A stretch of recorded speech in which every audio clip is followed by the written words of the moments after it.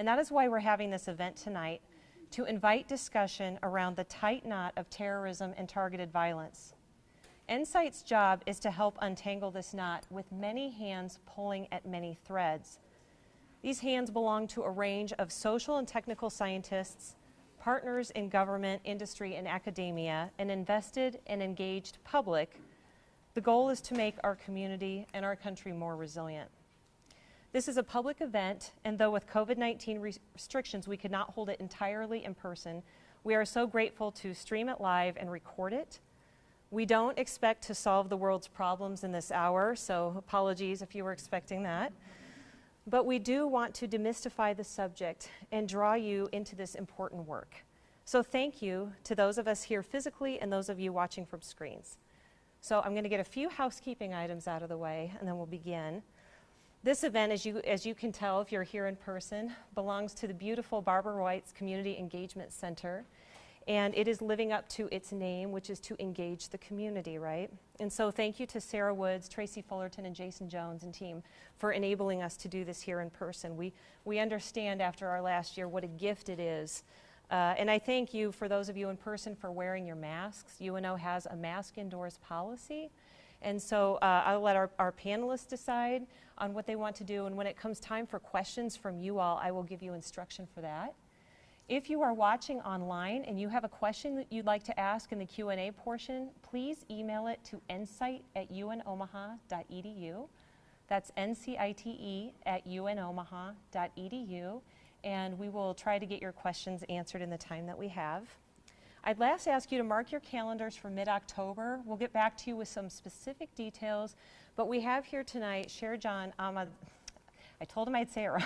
Ahmadzi, sorry, who is the head of the Center for Afghanistan Studies. And we are going to partner up with them to do an event to talk about what the U.S. pullout means for people in Afghanistan and the United States. Anniversaries, of course, are occasions for reflection. And our event tonight aims to do that in part through Chancellor Gould's account of what it was like to live and work in New York City on September 11th, 2001, and in the days and months following. It is important to understand what today is really history, isn't it? 20 years ago, and many of the students in this room will have no memory of that event like the rest of us who do. I can tell you with crystal clarity where I was, and probably a lot of you can too who remember. But we are not just here to look back to 2001. Why NCITE exists and why you might have come tonight is to learn about how we all confront the challenge of our future. So Dr. Ligon, Dr. Gina Ligon, an industrial organizational psychologist, is the NCITE Center Director, and she'll talk to you about what it is our organization is trying to do about that. With us also are Seamus Hughes, who flew in from Washington, D.C. today to be with us here. He is an NCITE researcher who runs the George Washington University program on extremism, so we're really happy to have him with us tonight. And we also have the FBI's Assistant Special Agent in Charge, Phil Lenz, who can speak to the role of the FBI in thwarting terrorism and why academic research is so important. Each panelist will speak, and then we'll save questions for the very end. And so, without further ado, and to offer an official welcome, I'd like to introduce UNO Chancellor Joanne Lee, who stepped into her new role just 2 short months ago, probably feels longer. We are so grateful for her energy and support. She was an early visitor to NCITE. And so, Chancellor Lee, if you don't mind coming to the podium.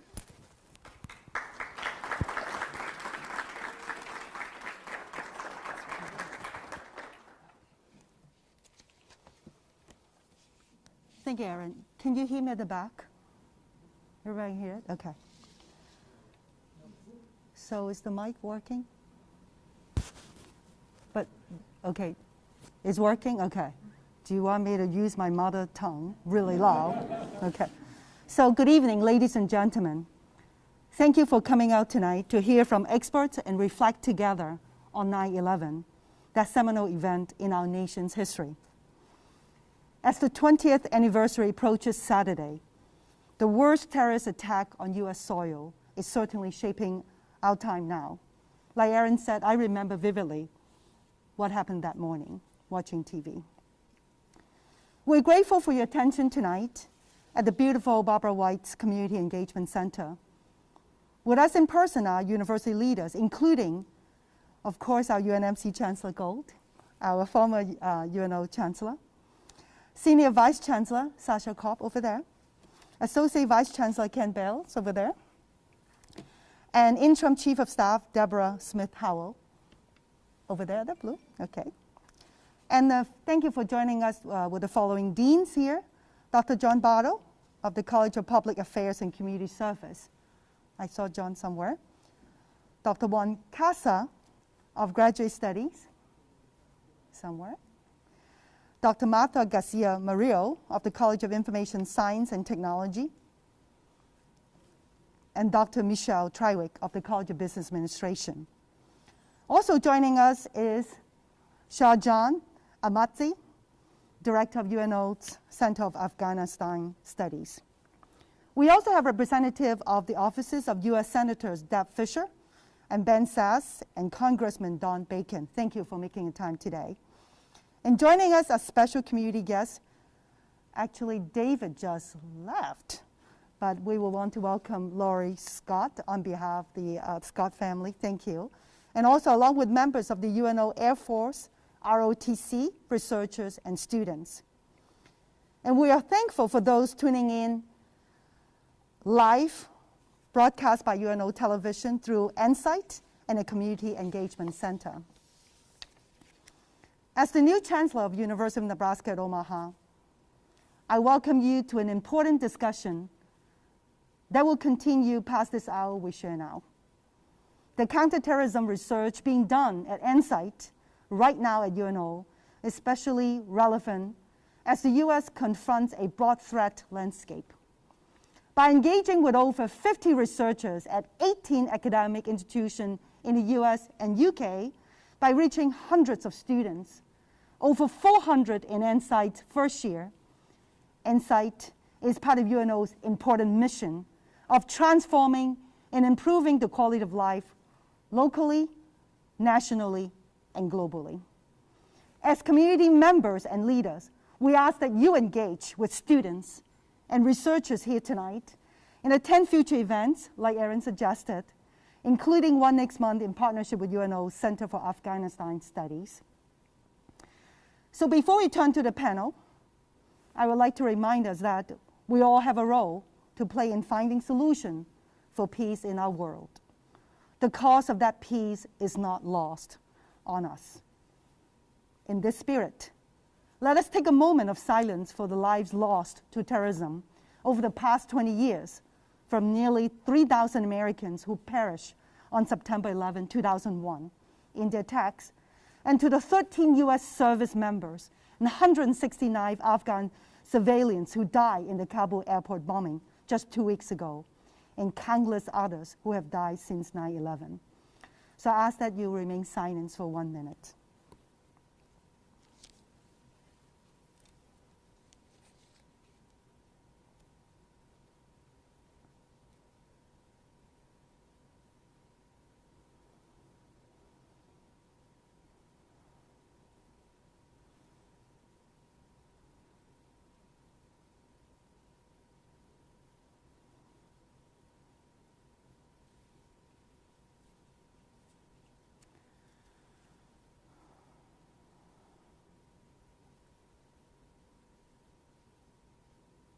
Thank you, ladies and gentlemen, and congratulations to NCITE for taking on a very important discussion.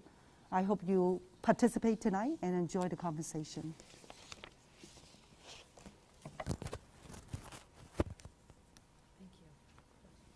Thank you. See, this mic sharing we got going on here is emblematic of what we do at NCITE. It takes many people, sometimes few shared tools to do the work. Our first speaker is a tireless advocate for students in the UNO and UNMC communities, and most of you in the room know who he is, Chancellor Jeffrey P. Gold. He frankly needs no introduction, but I want to tell you by way of introduction that I got the privilege of talking to him Friday about his 9/11 story. And in my old life, you know, what we did is tell stories, and the stories sustain us, and the stories root us in real lived experience that hopefully can guide our science to have a better outcome for our future. This story, by the way, is not one he tells lightly. It's not one he goes around sharing all the time. It's not an easy story for him to tell, so Dr. Gold, personally, thank you for being willing to tell it. He's going to come up to the podium and do that, and when he's done, I'll introduce our next speaker. So without further ado, Dr. Gold.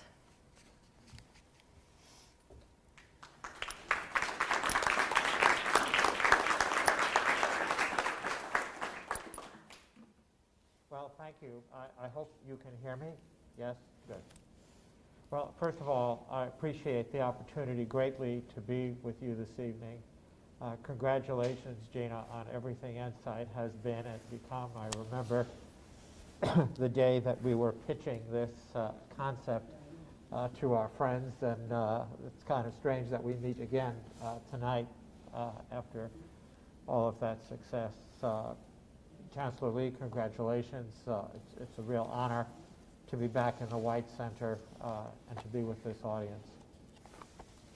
I could spend a lot of time talking about my experiences, but let me just paint a little picture for you, and then I'd be pleased to answer any questions that you may have. As this audience probably knows, I am a nearly recovered cardiac surgeon, trained in both New York and in Boston, and at the time was a professor and chair of the department at the Albert Einstein College of Medicine in New York City on the morning of 9/11. Doing what cardiac surgeons do on most weekday mornings, particularly a beautiful Tuesday morning. I was in the operating room taking care of a patient, one that I remember quite well, who was extremely ill and a relatively high-risk operation. And things were going really swimmingly until shortly after 8:45 in the morning, when radio and soon after that television broadcast, which I'm sure many of you saw almost the same time that I did, started to come across there was a tragic accident, and a commercial airliner had crashed into the South Tower of the World Trade Center. I mean, how could that ever happen with all the safety and navigation systems and all the training of the pilots? But I was doing what I needed to do, which was focus on that patient's care, because I needed to get that young lady out of the operating room and back to the intensive care unit, which was what the whole team was focused on. But of course, the chatter in the operating room, the radio news, just continued to go forward. However, it was shortly after the second plane impacted the North Tower that it became very clear that this was not an accident, and this was an intentional act of terrorism. And so upon finishing the case, or shortly even before, one of my colleagues who is involved with emergency response in New York City called and asked if I would be willing to travel down to the 23rd Street Chelsea Piers Center, which was being set up as a trauma triage center, thinking that the numerous casualties, think burns, broken bones, lacerations, concussions, head trauma, etc., visual trauma, airway trauma, and that they needed doctors, nurses, pharmacists, therapists, others to staff that center. And they explained to me, this good friend of mine who I'd worked with for many, many years from the Millman School of Public Health, that was his day job, but he volunteered, saying that they were having a really hard time getting doctors who'd be willing to do it. Would I be willing to do it? And I told them I'd call him back. And the reason I told them that, because I thought I at least needed to talk to my wife and ask her opinion on the subject, as this was not going to be a low-risk thing to do. And last August was 46 years that I've been married. Robin gave me some good advice, which was to go do what you think is right. I understand. And so I did. They sent a police escort for me, took me down to Chelsea. And I remember the ride extremely well, because there were not dozens, not hundreds, but thousands of people who were walking literally up the west side of Manhattan towards the bridges, because there was no other way to get out of the city. And so I arrived at Chelsea shortly thereafter. It must have been around 1 or 2 o'clock in the afternoon, hard to remember, and spent the next several hours doing the best I could with others to help set up temporary operating rooms, critical care space, looking at supplies and things of that nature. But it became very obvious very quickly that that would never be used. And so I was asked by a group of people if I would help do the same kind of logistics kind of thing, but not there, but at the North Tower Triage Center. They had taken over Peter Stuyvesant High School to become the North Tower Triage Center, which, if you know that part of Manhattan, you know it's right at the foot of the North Tower. And so it was about 7 o'clock that I was driven down with several others, firefighters, police officers, etc., down to Ground Zero. And it was almost sunset, and you could see the sun just starting to come down. The air was so thick you could almost literally hold it in your hand. And I'll never forget getting out of the back of this ambulance and just standing at the foot of the North Tower, just looking out over the horizon at a scene of devastation that is almost impossible to describe. The videos and the photographs and the recounts do their very best, but when 200-story buildings come down, it is hard to explain in words what that actually looks like when all of that debris has literally been pulverized into tiny particles that were suspended in the air, and all you were left with was the steel structure of the bases of those buildings. And so I was asked to help set up the North Tower Triage Center, again, for survivors, for casualties, etc. It turned out to be a really important thing to do, but not for the reasons it was intended for.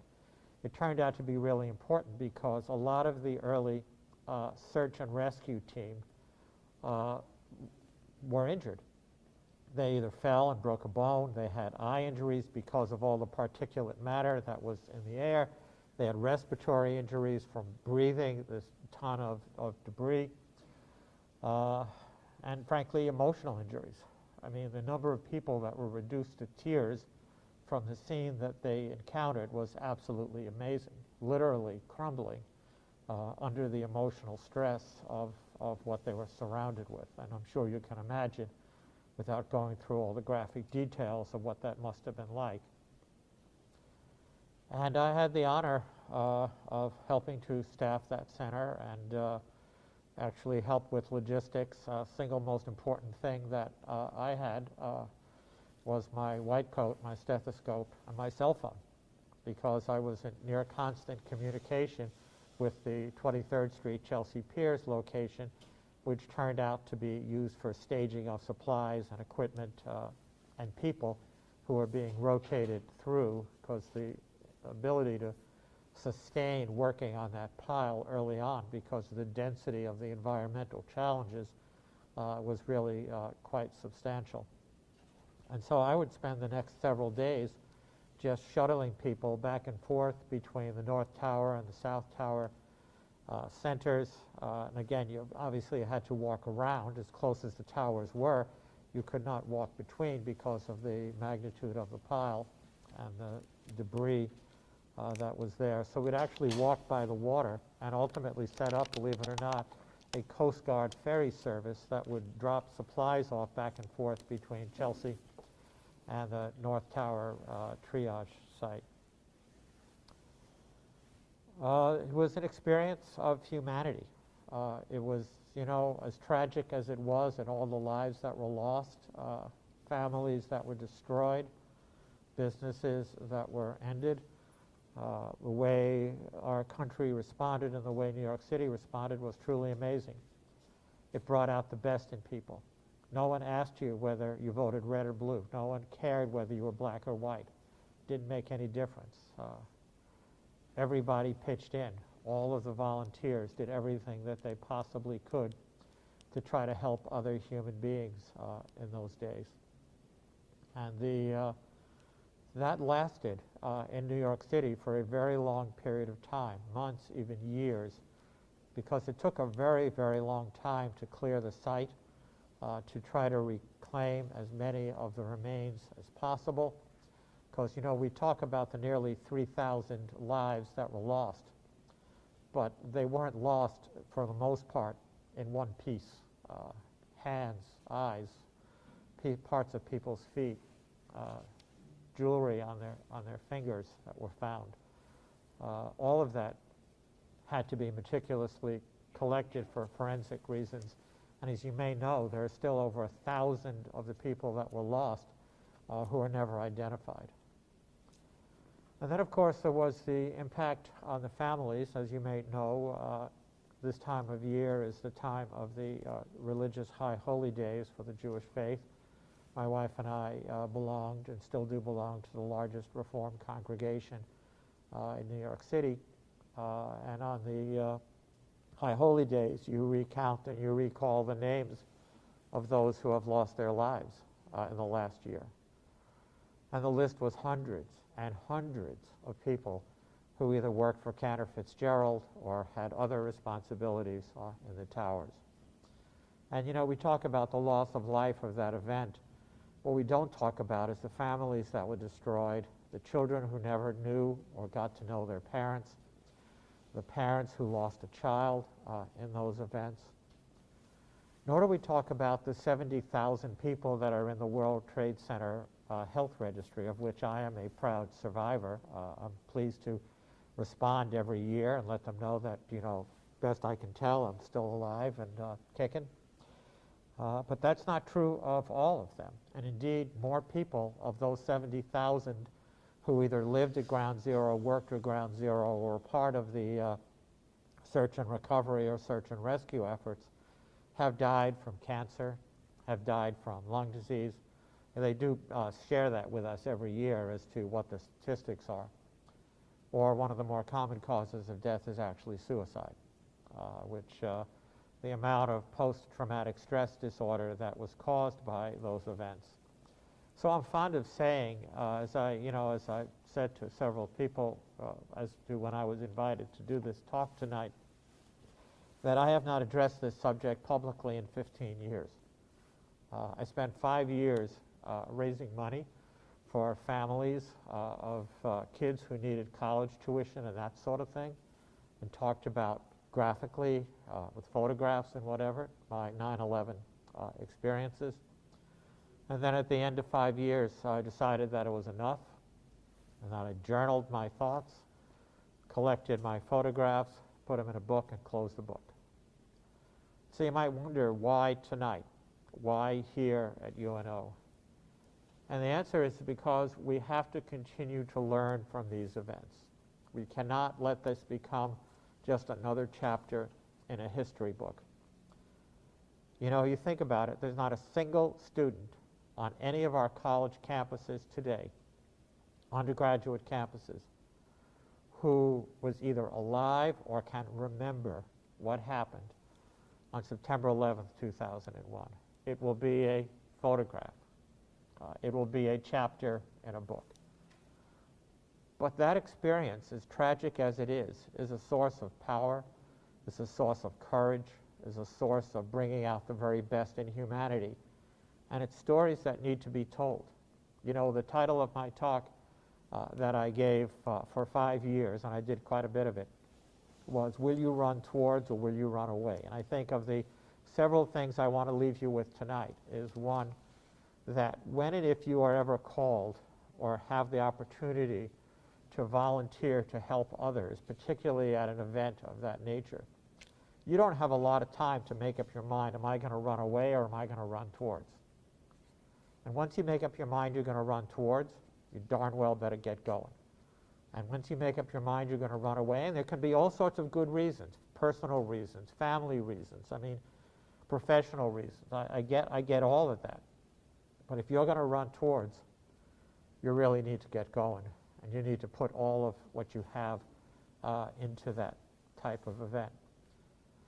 The other thing I'd say is that these events emotionally, I mean, aside from physically, because I know quite a few people that are no longer around today who are part of that volunteer group, their names are not engraved in the granite around the memorial, but they certainly lost their life to the complications of having volunteered at the site. They will be remembered by their families for what they did. But they were empowered. I was empowered. I will tell you that emotionally these events can be devastating. You know, I cannot tell you how many weeks I would get up in the middle of the night and think this was nothing other than a bad dream, that I just couldn't wait to get through it.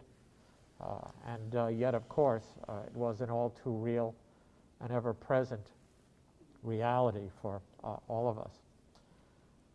But as I like to say, these events will either do you in emotionally, or they will strengthen you, empower you, cause you to think about those things that you really care about in your day-to-day life, and allow you to do what you do with more passion, with more energy, etc. Part of that was the realization that those nearly 3,000 people whose lives were taken on that fateful day, all they ever did was get up and go to work. They didn't do anything to anybody.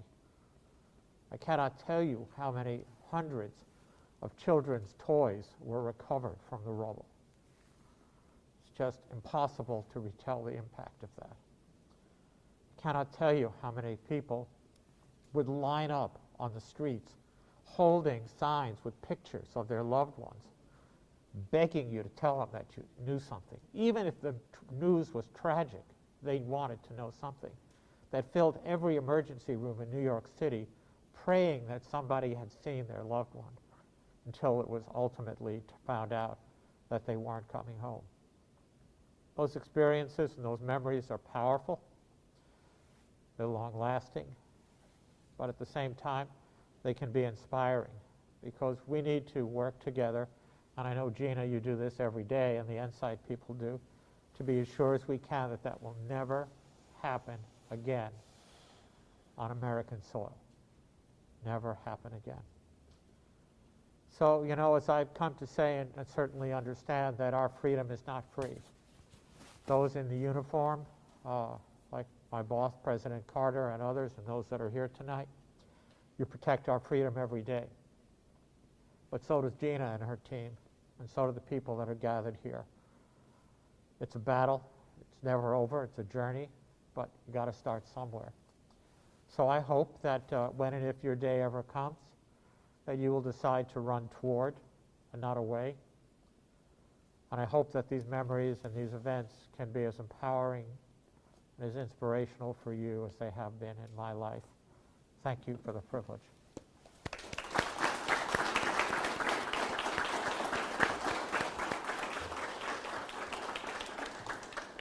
Thank you, Dr. Gold, for sharing that powerful story. Next up is Seamus Hughes. If you follow him on Twitter, and he's the one reason you should get on. I knew this would foul up my earrings. That's a reason to keep your mask on, isn't it? Hoop earrings. If you follow him on Twitter, and he's a reason to get on Twitter, you'll find it's a mix of the compelling and the clever. He is the one person who can find his way quickly through that labyrinth known as PACER, the Federal Court Records System. And so as Dr. Gold rooted us in the then, our next three guests are going to root us in the now, and I'd like to invite Seamus to give his words. Again, Seamus Hughes. Thank you very much.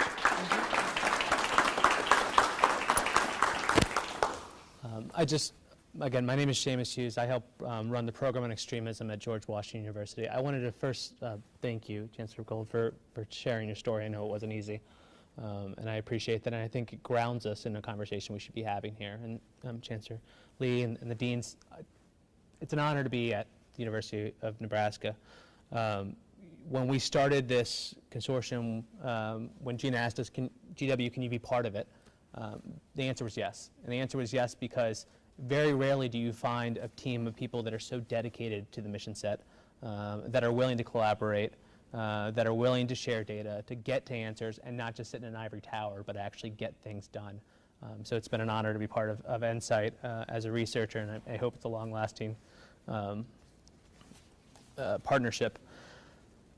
Sorry, your talk, Chancellor Gold, was very powerful. And I thought, anniversaries are a time of reflection, right? And I thought back to to 9/11, and I'm reminded, as I sit next to ASEC Lenz, the FBI sacrifice too.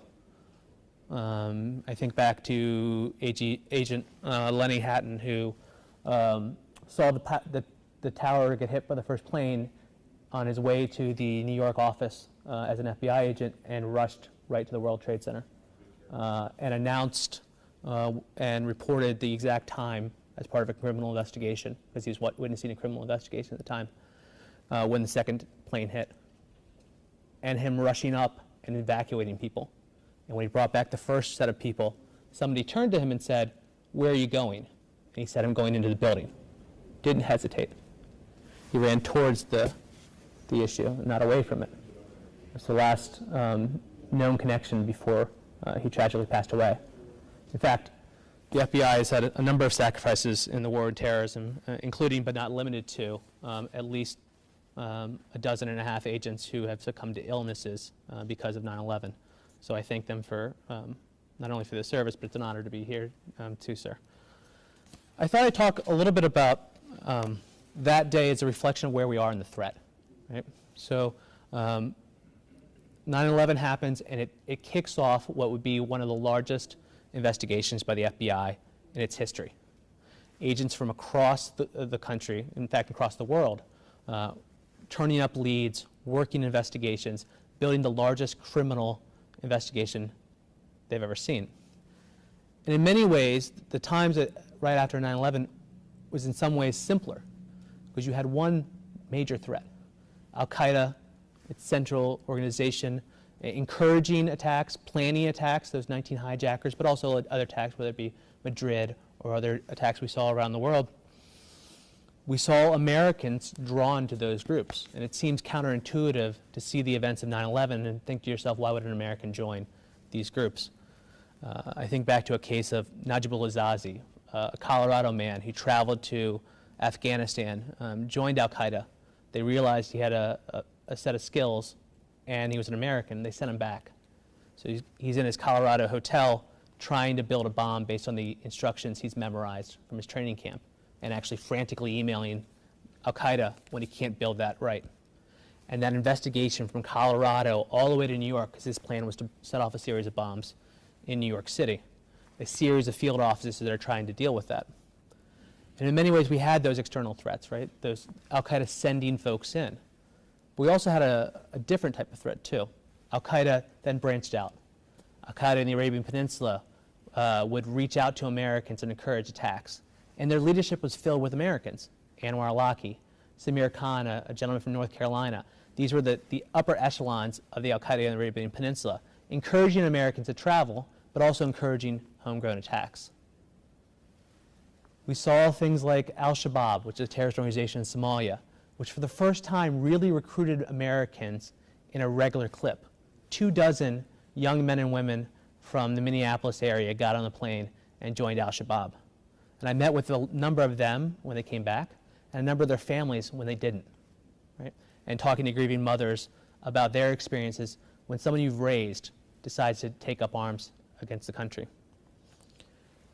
But then we had a bit of a lull around 2011, 2012 timeframe. Homegrown terrorism cases, 5, 10 a year, right? But the announcement of a so-called caliphate by ISIS really changed the dynamics when it looks at homegrown terrorism. In 2014, when then the ISIS leader al-Baghdadi announced a caliphate, there was a siren call. 50,000 people from 100 different countries traveled to go join ISIS in Syria and Iraq, including, but not limited to, at least 300 Americans who attempted to or did travel.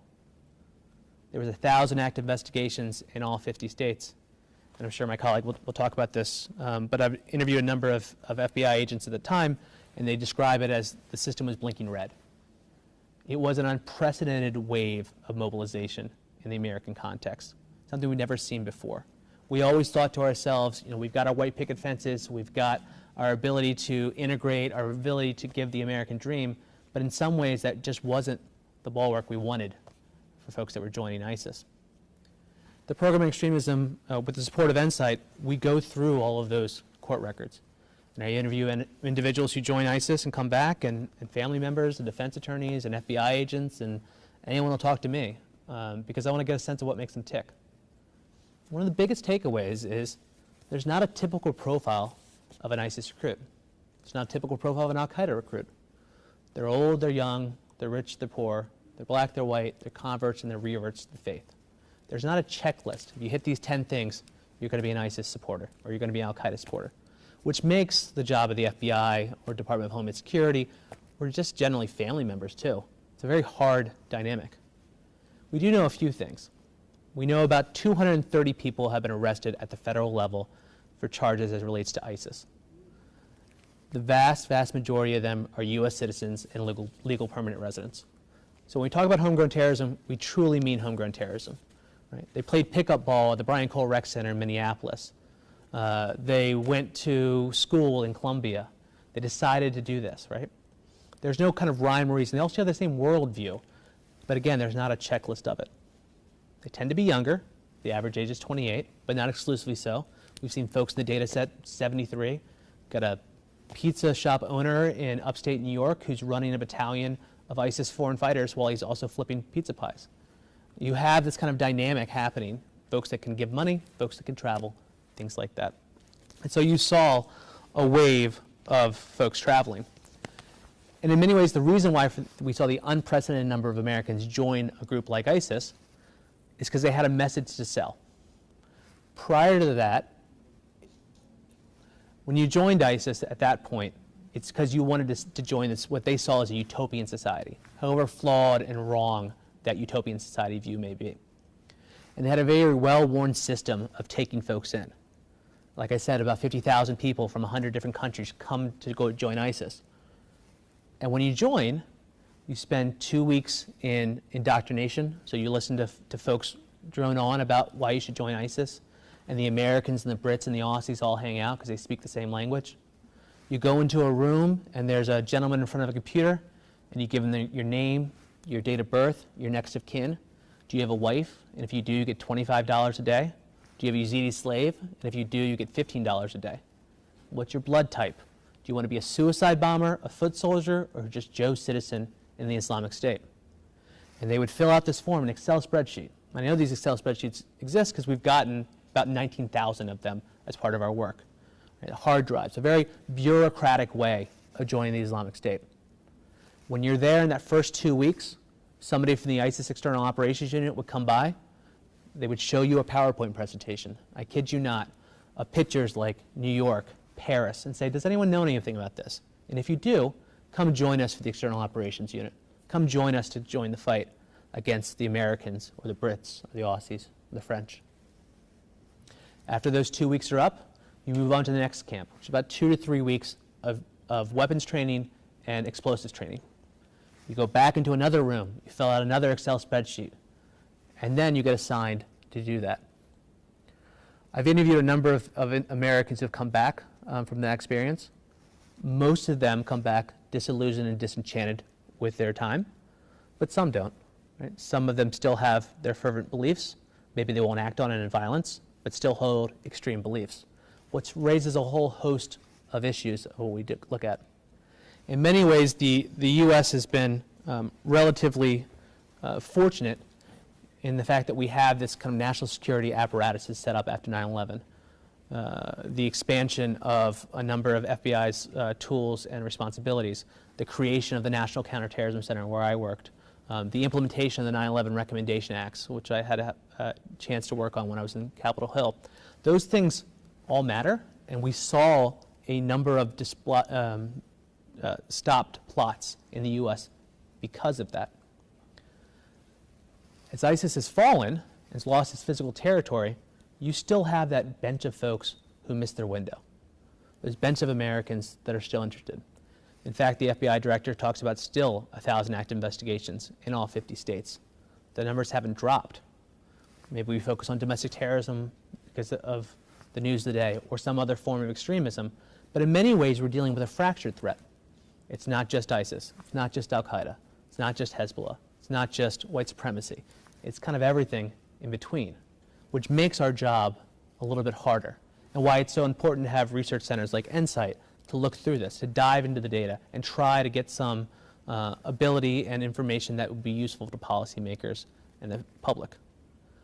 We had that lull in 2011 where everyone thought, maybe this homegrown terrorism thing was kind of a thing of the past, and then ISIS happened. Time will see whether we actually have a lull now, but we are still seeing Americans traveling overseas, whether it be Mali or Somalia or other places like that. Generally scattered shot, but the events of Afghanistan may change that dynamic. In fact, just last week we had a gentleman who was a supporter of ISIS who killed a Lyft driver in Texas and then shot up a police station there. In New Zealand, a young man stabbed a number of people before he was stopped by police officers last week. In Germany, a similar attack. And so we may see in the short term some level of mobilization. This is all to say that reflections are important, and to looking at the anniversary of the last 20 years is very important, but we can't lose sight of the fact that we're still dealing with a dynamic in this country, while also understanding that this isn't an overwhelming threat, right? There are not people hiding in your bed trying to kill you, but it's also not nothing. And we need to have transparent, nonpartisan, apolitical, not aggressive type of research in this area that just calls a spade occasionally and gets this information out. We may see in the coming months what we call a fractured threat. Ideologies that are mixing. Individuals that are, say, ISIS supporters who are also involuntary celibates, who have a kind of a worldview of, dismiss a worldview of gender, or white supremacists who are Proud Boys, or Proud Boys that aren't white supremacists. And you're seeing basically a pick and choose approach, what the FBI calls the salad bar approach to these type of things, which is going to make both researchers' lives a little bit harder to try to understand and make sense of it all, but also law enforcement's job harder too. To understand when those key moments, like the events 2 weeks ago in Afghanistan, whether that may be a trigger to mobilization. So it's an honor to be here at the University of Nebraska. It's an honor to be part of NCITE's consortium, and I appreciate the time to do so. And I appreciate your willingness to share your story too.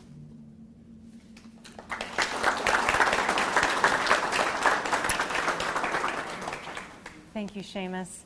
Next up, we have Phil Lenz. He's Assistant Special Agent in charge of the Omaha FBI office, which has jurisdiction over 2 states, Nebraska and Iowa. He comes to us by way, he was West Point Military Academy, U.S. Army service, been in the FBI for a while, joined after 9/11, and he's got a lot to share with us too. So, without further ado, I'll let you go, excuse me. I have to stand up, sorry. And typical, I played football at West Point, so, I'm knocking things over. And hey, yeah, I'm only going to speak for a few minutes. This is Gina's show, and thank you for the invite. But I was talking to Aaron, and Aaron brought up a great question to me. And that was fantastic from both of you, and great. Your knowledge with the FBI cases and subjects is fantastic. She was saying to me, how does academia fit into the FBI's picture? Great question. And I actually was thinking about that. I'm going to tell you, I have an engineering degree from West Point. I served in the U.S. Army for 8.5 years as a captain. I was a battery commander of a field artillery unit the day 9/11 hit out in Schofield Barracks, Hawaii. In 1996, I was on the border of Iraq and Kuwait. Not any of that, and that was just to stop at the time Saddam's old guard was going to come down into Kuwait. Nowhere in there did I tell you I was a terrorism expert by getting hired in by the FBI. We hire in military, law enforcement, school teachers, right? Professors. We'll hire in, a variety of different accountants, lawyers, reporters. That's a big one, see? We're in trouble. Nowhere in there am I saying that we are hiring skilled professionals.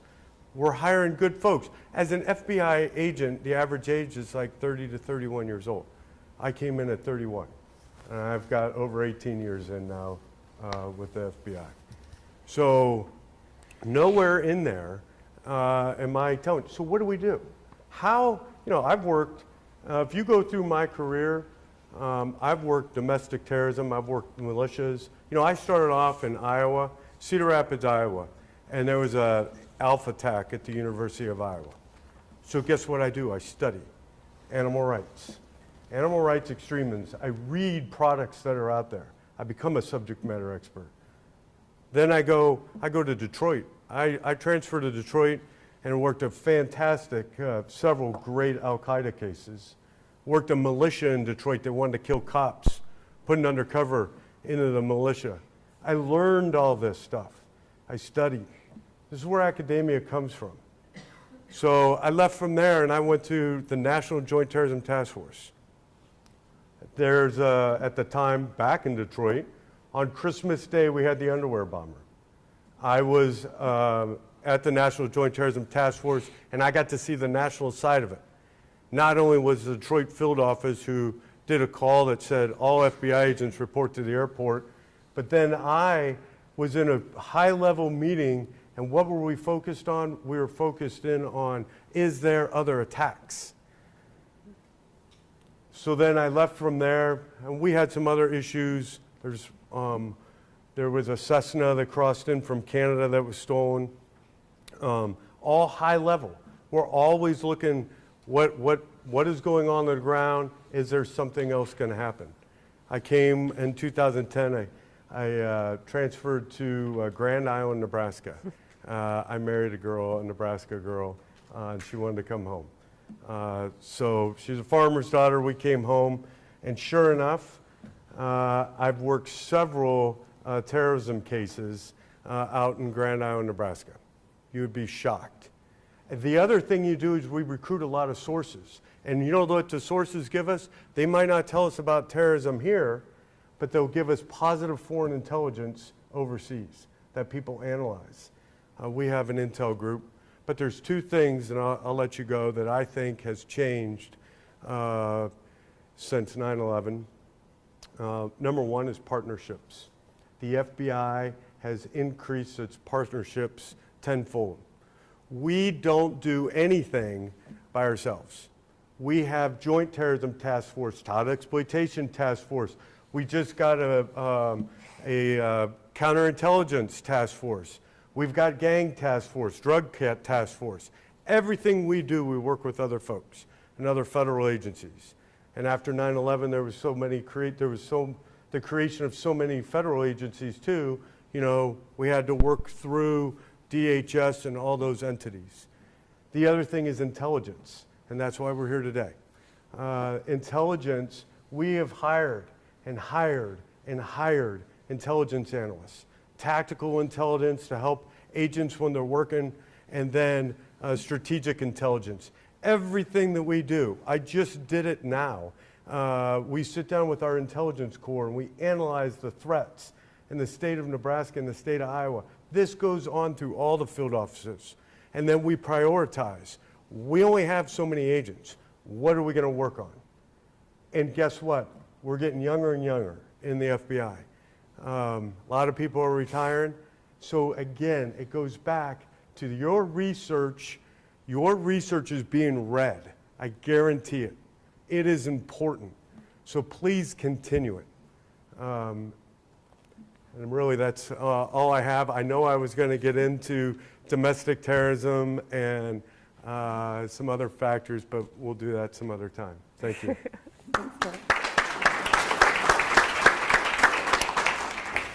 Okay.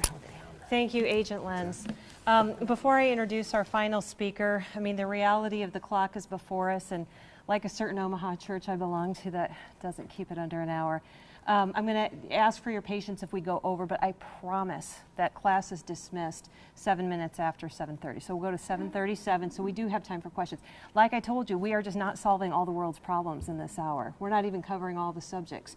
Gina Ligon needs no introduction. I met her doing a story for the World Herald a couple years ago, and her creativity and intellect are pretty much the reason I left a dream job to come here. So Dr. Ligon's going to tell you all about the future. All about it. All about it. The future in 5 minutes. Here we go. It's good. I told you I'd keep it under 5 minutes, though. Time me. So those of you watching at home may not know this, but I think everyone in the room knows that Omaha is a hockey town. Yes? And so I'm going to quote Wayne Gretzky. And so one of the things that I think helps understand what we are as a center and how we support folks like Agent Lenz is this idea that Wayne Gretzky's son actually said about his role. And they talked about why he's so successful. And he said, it's because he skates where the puck was going to be, not where it was. And that's our role at NCITE. So you hear how busy, how fractured the thread is, how much work is happening in the United States to keep us safe. How, let's be honest, we haven't had another 9/11 attack in 20 years. It's because of people like Agent Lenz, but it's also because they're busy. They're busy looking at the immediate threat. And so our role here at NCITE is to not be intel analysts, not to be law enforcement, but we are on the ice with them. And so what we're doing is we're part of a network of university researchers. And it was actually stood up in response to 9/11 from the Homeland Security Act. And so the Homeland Security Act in 2003 said that DHS would fund 10 academic centers that are designated for different parts of their mission areas. So there's one for hurricanes. There's one for cybersecurity. We are the designated Center of Excellence for Department of Homeland Security for counterterrorism research right here at University of Nebraska at Omaha. And so in my brief time tonight, I'm going to talk to you as the director of that center and share some of the ways that NCITE leverages the incredible talent across the country. Seamus Hughes is an exemplar of that, of building this consortium of academic researchers who are generating knowledge that folks like Phil Lenz can use to do their job more effectively, but also what we're doing right here in Nebraska to change the way students think about themselves and their role in national security. So first, we find the best researchers. So we've spent the last year assembling, I think, fact check me, Aaron, 57 of the best academic researchers in the United States and some in Europe who are studying all aspects of terrorism.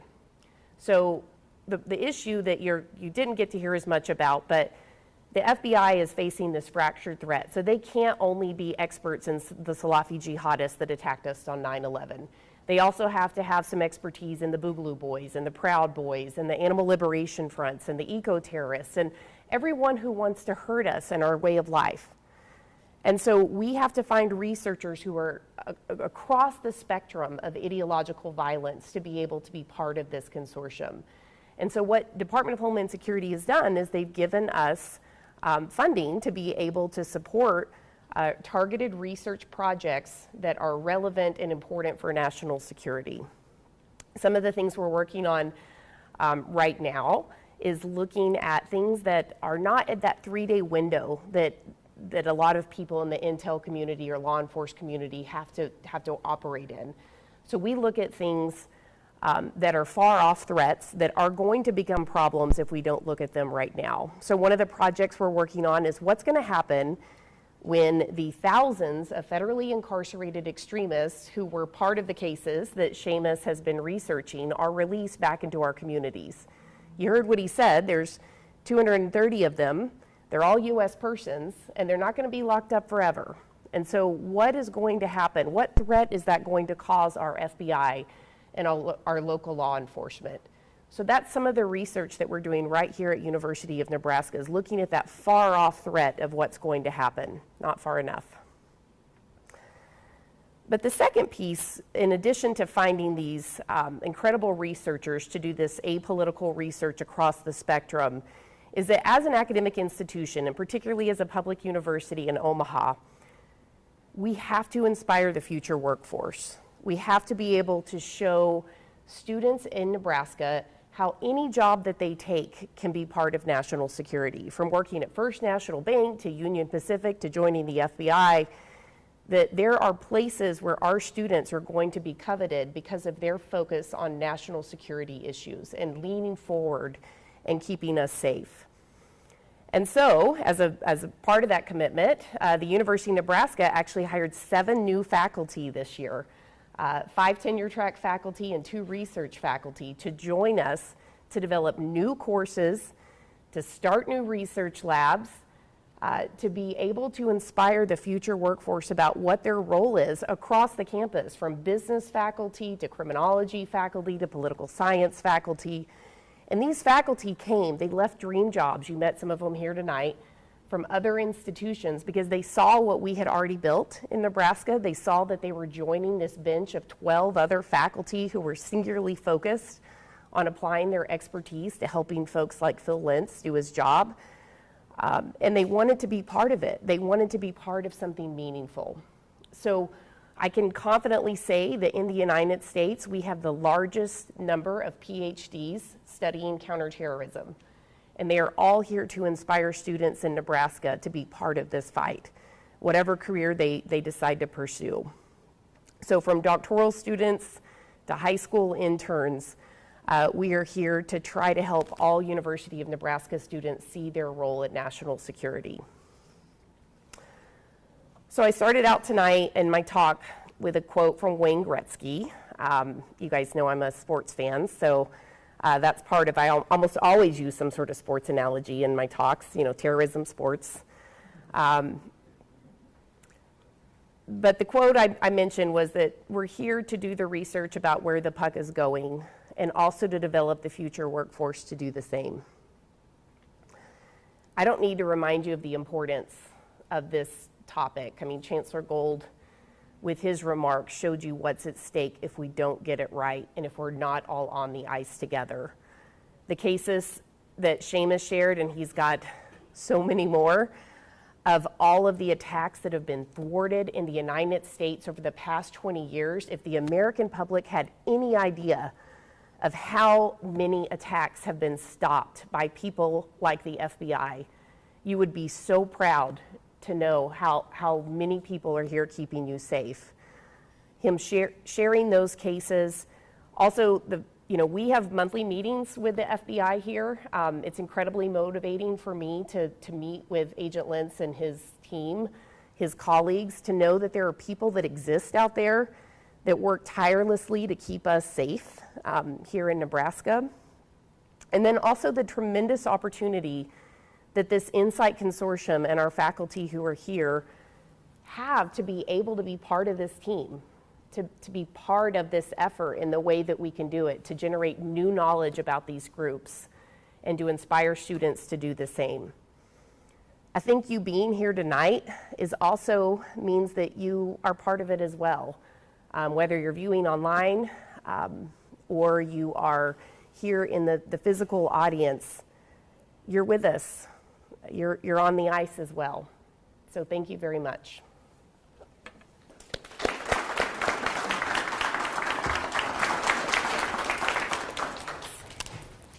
Okay, 7 minutes, I promise.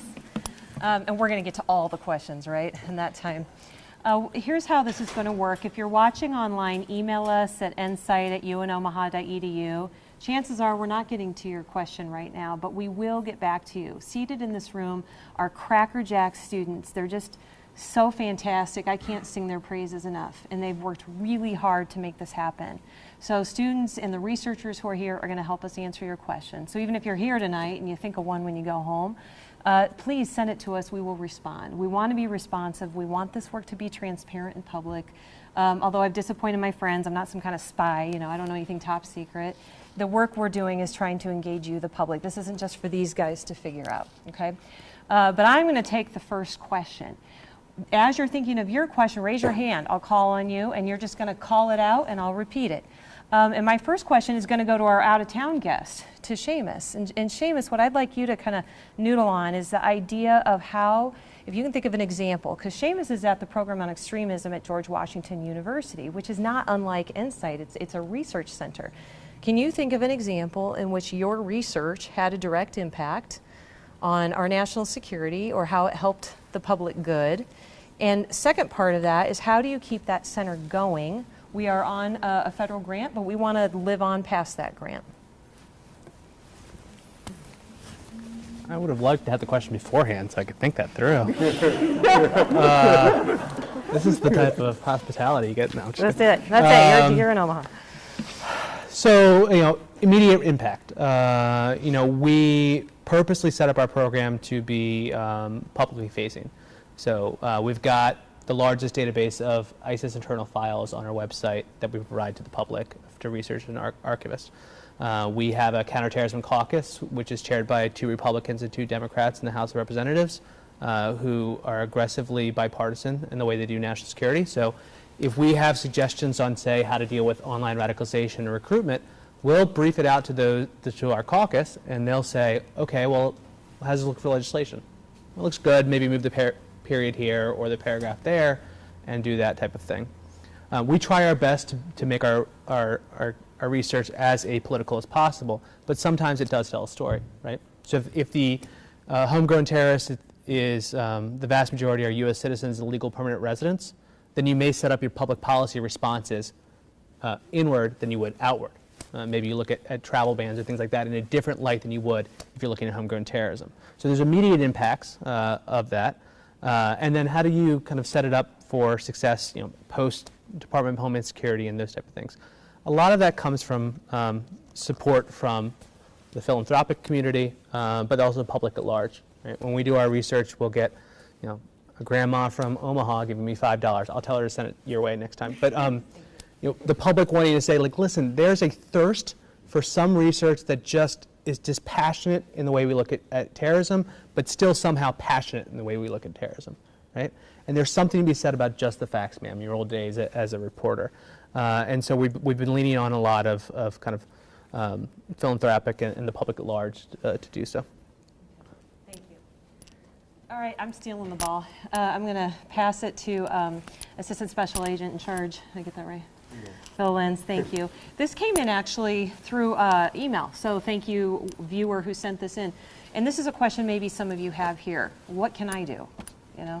What can the average person do about this big, tight, tangled knot? So. Well, I kind of, so if you're a regular and not academia and you're looking at what to do, you just, know your surroundings. Know your surroundings and report it. I mean, you could go to the FBI website. There's IC3. It's our Internet Crime Complaint Center, and report it there. You could report it to local police department. Anybody that you feel comfortable giving information to that can send it through the chain. That's what we, the FBI, academia, everybody that is fighting this war, either on international terrorism or domestic terrorism, report it. We think about the Capitol, how many people reported that so-and-so was there. I saw, this video, and we were getting inundated with that information. That's what you need to do. That's what you need to do. Thank you. Okay, we have time for maybe one from the audience. Does anybody have a question? Oh, okay. Yes, over there. Any research around terrorism is difficult because it can come in multiple languages and it's normally hidden. So what are the tools that you have to elicit the information or the data that you need to do research in this area? Okay, thank you for that question. So what I hear you saying is, what are the tools that you have dealing with the complexities of language and place? Is that right?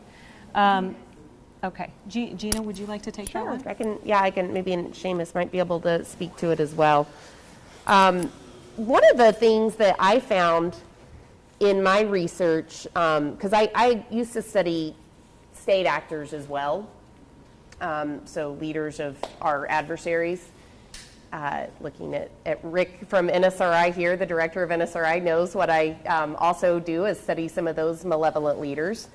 But terrorist leaders actually love to talk, and publicly. And one of the things that I've found good about working on them with students is that it takes about 2 days from going from a classified space to being in public, because they want to get their message out there, and they're not as good at operational security as our state adversaries. And so we have been able to access, honestly, through your college, you have incredible talent at the iSchool here in Nebraska, and some of the faculty there, Doug Derrick, obviously the cybersecurity faculty you have developed some incredible tools for us to be able to study the public-facing information that these folks are happy to share.